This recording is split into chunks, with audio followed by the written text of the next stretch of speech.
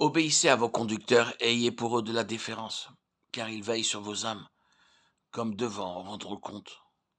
Qu'il en soit ainsi afin qu'ils le fassent avec joie et non en gémissant, ce qui vous ne serait d'aucun avantage. Hébreux 13, 17. Nous devons apprendre l'obéissance dans l'Église. Notre obéissance devrait être totale et non une obéissance partielle. Non pas une crainte d'esclave, mais d'amour. Rappelons-nous ce que notre Seigneur dit dans Jean 14, 15. Si vous m'aimez, gardez mes commandements. Notre obéissance doit être motivée par l'amour. Quoique Christ soit le roi des rois et le Seigneur des seigneurs, cependant, il devint un esclave pour notre intérêt et fut obéissant même jusqu'à la mort de la croix, parce qu'il a tout donné pour nous. En retour, par amour pour lui, je veux lui obéir en chaque chose.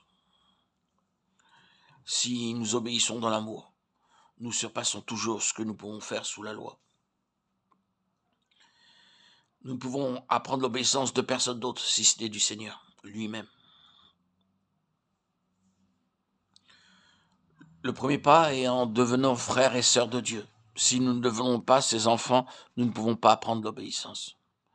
Ce n'est pas par l'obéissance que nous devenons ses enfants, mais en devenant ses enfants, nous apprenons comment obéir.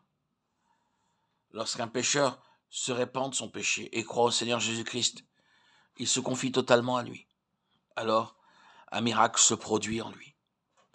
Dieu transplante un nouveau cœur en lui. Je vous donnerai un cœur nouveau, et je mettrai en vous un esprit nouveau. J'ôterai de votre corps le cœur de pierre, et je vous donnerai un cœur de chair. Ézéchiel 36, 26. L'ancienne alliance a failli parce que nous voulions le faire nous-mêmes. La nouvelle alliance a succédé parce que Dieu a promis de le faire en nous. Dieu a promis d'éloigner le vieux cœur de pierre insensible et qu'il nous donnerait un cœur de chair. Aussi, il a promis de répandre son esprit en nous et de nous apprendre à garder ses statuts et à marcher en eux. C'est pourquoi il y a la nouvelle naissance. Le vieil esprit de désobéissance qui travaillait dans les enfants du monde a disparu. Maintenant, nous sommes devenus participants de l'esprit de Christ, l'esprit d'obéissance. L'obéissance même jusqu'à la mort de la croix. Il attend beaucoup de nous, parce que Dieu a mis cet esprit en nous.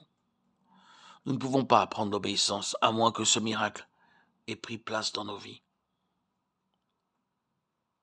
Êtes-vous devenu son fils? Si cela ne l'est pas, réclamez la promesse de Dieu pour un nouveau cœur et un nouvel esprit.